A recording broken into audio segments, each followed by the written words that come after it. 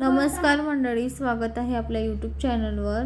घरोघरी मातीच्या चुली या मालिकेच्या पुढील भागामध्ये आपल्याला असं पाहायला मिळते की आता जानकी आणि माया दोघी सोबत असतात. तेव्हा जानकी मायाला म्हणते की मला असं वाटतं मकरंद मेलेला नाही आहे, मकरंद जिवंत आहे.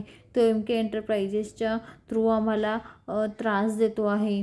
तेव्हा आता हे ऐकून मायाला खूप मोठा धक्का बसतो. माया थोडी घाबरते. मकरंदची चौकशी करण्यासाठी आता सौमित्र भाऊजी ऋषिकेश हे पोलीस स्टेशनमध्ये गेलेले आहे. पोलीस स्टेशनमध्ये त्यांना समजेल की मकरंद कुठे आहे, काय आहे आणि जिवंत आहे की नाही. तर आता इकडे हे ऐकून आता मायाचे तर म्हणजे हातपायच कापतात, कारण तिला हे होऊ द्यायचं नसतं. तर आता पोलीस म्हणतात की आपण तपास करतो आहे, तपास लागला की बरोबर होईल, शोधून काढू पण त्याला सगळं असं त्याला.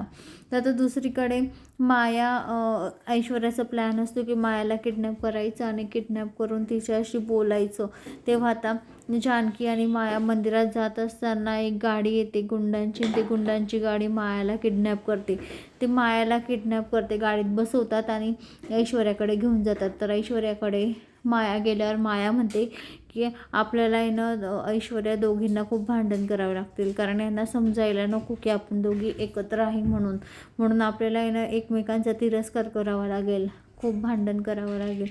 तेव्हा ऐश्वर्यामध्ये हो, यांना समजू द्यायचं नाही आहे की आपण दोघी एकत्र आहे म्हणून. तर मंडळी, अशाच मालिकेच्या नवनवीन अपडेटसाठी चॅनलला लाईक आणि सबस्क्राईब करा, शेअर करायला विसरू नका. धन्यवाद.